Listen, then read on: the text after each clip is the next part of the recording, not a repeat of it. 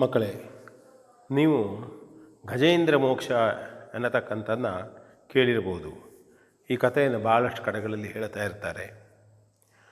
ಇಂದ್ರದ್ಯುಮ್ನ ಅನ್ನತಕ್ಕಂಥ ಒಬ್ಬ ತಾಪಸಿಗೆ ಅಗಸ್ತ್ಯರ ಶಾಪದಿಂದಾಗಿ ಆನೆಯ ರೂಪ ಬರ್ತದೆ.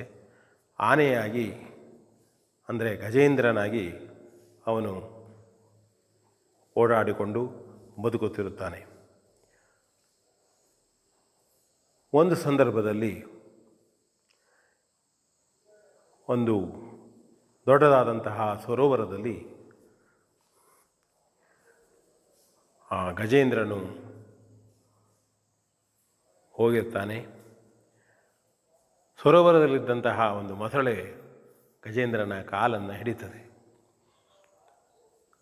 ಎಷ್ಟು ಎಳೆದರೂ ಕೂಡ ಮೊಸಳೆಯ ಶಕ್ತಿಯೇ ಜಾಸ್ತಿ ಆಗ್ತದೆ. ನೀರಲ್ಲಿದ್ದಂತಹ ಮೊಸಳೆಗೆ ಶಕ್ತಿ ಜಾಸ್ತಿ ಎಳೆಯುವುದಕ್ಕೆ. ನೀರಲ್ಲಿದ್ದಂತಹ ಗಜೇಂದ್ರನಿಗೆ ಶಕ್ತಿ ಕಡಿಮೆ ಆಗುತ್ತದೆ. ಮೇಲಿದ್ದರೆ ಗಜೇಂದ್ರನನ್ನು ಯಾರೂ ಹಿಮ್ಮೆಟ್ಟಿಸುವುದು ಕಷ್ಟ. ಆದರೆ ಇದು ನೀರು. ಮೊಸಳೆಯ ಶಕ್ತಿಯನ್ನು ತಡೆಯಲಾರದೆ ಗಜೇಂದ್ರ ರಕ್ಷಣೆಗಾಗಿ ಕೂಗ್ತಿದ್ದ. ಆರ್ತನಾಗಿ ಕೂಗ್ತಾ ಇದ್ದ.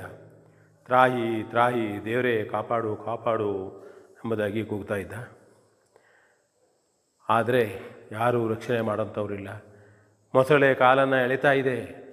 ಆಗ ಒಂದು ಕಮಲದ ಹೂವಿನ ದಂಟನ್ನು ಹಿಡಿದು ಮತ್ತು ಕೂಗ್ತಾನೆ. ಬದುಕುವ ಆಸೆಗಾಗಿ ಕೂಗ್ತಾನೆ, ರಕ್ಷಿಸಿ ರಕ್ಷಿಸಿ, ತ್ರಾಹಿ, ದೇವರೇ ರಕ್ಷಿಸು ರಕ್ಷಿಸು ಎಂಬುದಾಗಿ.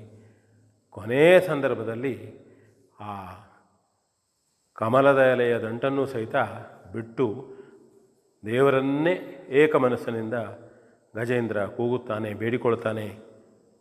ಆಗ ಅವನಿಗೆ ಮಹಾವಿಷ್ಣು ಪ್ರತ್ಯಕ್ಷನಾಗಿ ಮೊಸಳೆಯನ್ನು ಕೊಲ್ಲುತ್ತಾನೆ ಮತ್ತು ಗಜೇಂದ್ರನನ್ನು ರಕ್ಷಣೆ ಮಾಡ್ತಾನೆ. ಮೊಸಳೆ ತೀರಿಕೊಳ್ಳುತ್ತದೆ. ನಂತರದಲ್ಲಿ ಇದೇ ಸಂದರ್ಭದಲ್ಲಿ ವಿಷ್ಣುವಿನ ದರ್ಶನ ಆದ್ದರಿಂದ ಇಂದ್ರದ್ಯುಮ್ನನಿಗೆ ಶಾಪ ವಿಮೋಚನೆಯಾಗಿ ಮೂಲ ರೂಪ ಬರುತ್ತದೆ. ನಂತರದಲ್ಲಿ ಆ